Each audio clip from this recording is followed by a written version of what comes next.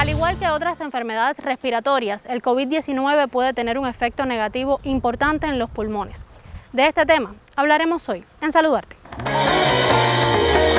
Existen muchos pacientes que han venido a la consulta post-COVID, los cuales están con muchas dificultades respiratorias, que presentan enfermedades obstructivas crónicas, también fibrosis pulmonar.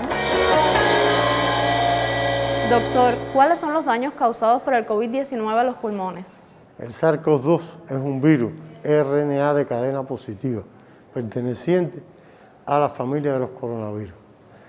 Su principal afección es en el epitelio respiratorio, de ahí que sus principales síntomas estén dados por ese aparato, dados por tos, expectoración, falta de aire, según el grado de afectación que tenga. Puede ser desde asintomático con síntomas leves a presentar síntomas graves con neumonía y bronconeumonías graves y con fibrosis y bronquiectasia residuales que puede provocar el mismo. Mis primeros síntomas fueron muchos dolores musculares, nunca lo asocié al COVID. Luego empecé con dolor de cabeza, medio febrícola. Es cuando entonces acudo a realizarme el test de antígenos, salgo positiva. De ahí entonces me traslado al área de salud, donde me trasladan ya a otro centro para confirmación del PCR, el cual di ya positivo a la COVID y continúo entonces, me vuelven a trasladar a otro centro, hacia la UCI, donde estuve hospitalizada ahí por 11 días, recibiendo el tratamiento correspondiente. ¿Cómo afecta el sistema respiratorio? Primeramente tenemos que tener en cuenta las comorbilidades que presenta ese paciente. Se ha visto que en los casos que tienen más de 65 años, estas son más frecuentes y más graves. También aquellos casos que tienen una hipertensión, una diabetes mellitus, una enfermedad pulmonar obstructiva crónica y aquellos casos que presentan algún grado de inmunodeficiencia.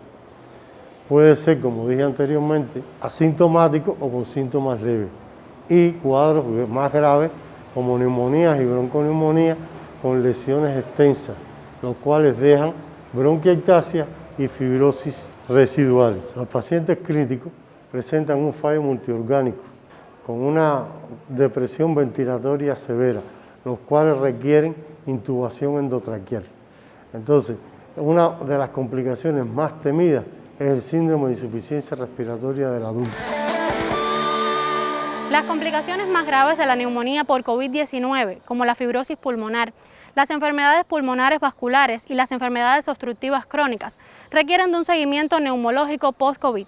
La evaluación respiratoria, radiológica y funcional respiratoria son fundamentales para su calidad de vida. Soy una paciente que padece de asma bronquial. No presenté síntomas en ese momento, pero después de estar ingresada en la UCI, sí empecé con una ligera disnea. Después que salí ya de haber dado negativa ya al PCR, continué con una ligera disnea. Mi afectación fue leve en comparación con otros pacientes porque ya tuve la disnea en aquel entonces, según fue transitando los días, la disnea, mejoré con la disnea. He mejorado también los calambres y los dolores musculares, igual que la alopecia. ¿Y cuándo llegas a la consulta de las afectaciones pulmonares? Bueno, cuando ya estoy apta para empezar a trabajar, empecé en la consulta post-COVID, que inició el 8 de marzo de este año, y ahí entonces me han hecho una serie de análisis y un seguimiento para ver cómo ha ido evolucionando esta enfermedad.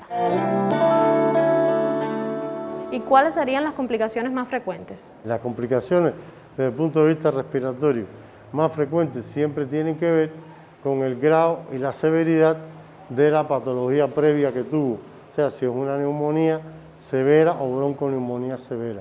Las mismas dejan un grado de fibrosis postinfecciosa. Desde el punto de vista funcional, también podemos hacer la prueba que es la espirometría y vamos a ver que se presenta un trastorno restrictivo, el cual va a estar en dependencia de las fibrosis que tenga el individuo. Puede ser leve, moderado, severo o muy severo. También otras complicaciones son las complicaciones cardiovasculares, que puede estar dado por arritmia y shock. Doctor, ¿cómo es el seguimiento de estos pacientes? En nuestro hospital, ante la necesidad que había, porque estaban llegando muchos casos con síntomas respiratorios después de la COVID, se decidió comenzar una consulta post-COVID, el 8 de marzo de este año. Esta consulta es una consulta multidisciplinaria, la cual está constituida por neumólogos, un radiólogo, la fisiatra, la epidemióloga y la psicóloga.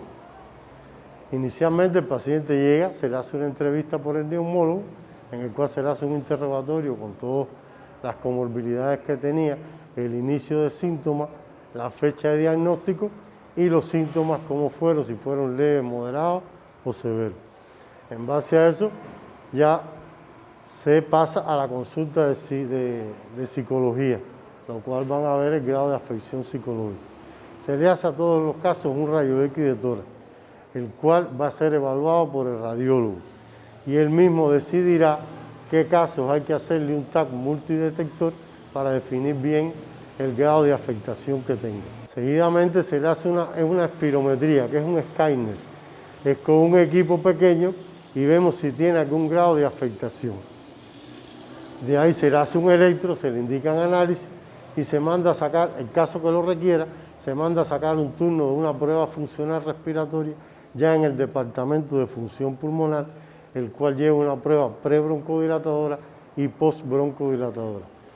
O sea, se hace una evaluación preliminar, la fisiatra lo evalúa con el test de la marcha y otros test que ya tienen y ven la capacidad funcional del individuo. Y en base a eso y a todas las pruebas se le hace un programa de rehabilitación. El seguimiento es a los 3 meses, a los 6 meses y al año.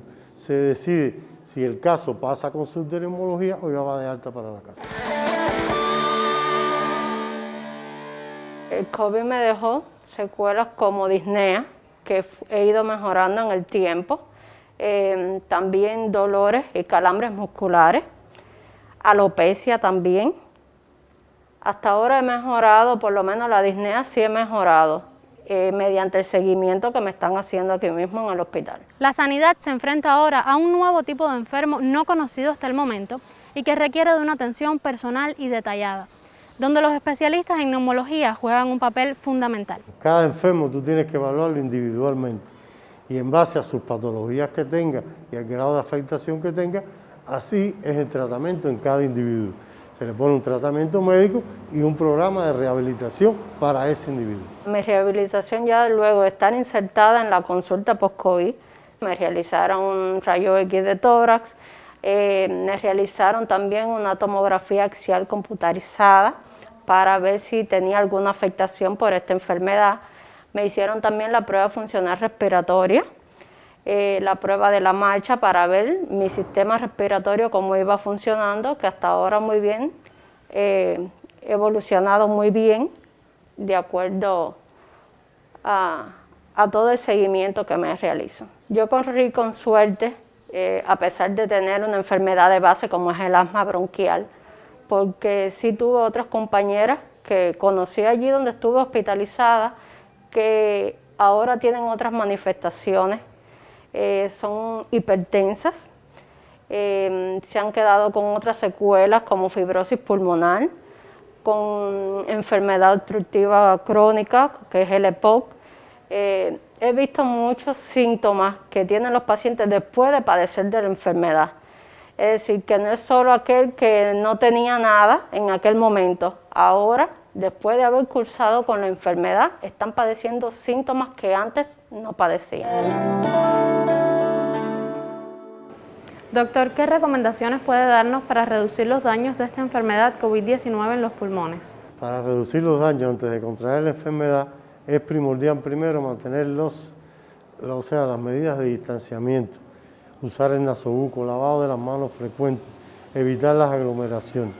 Lo otro sería tener compensada cualquier patología previa, como una hipertensión, una diabetes. Los pacientes con EPOC deben de estar bien compensados y llevar bien el tratamiento de médico y rehabilitación.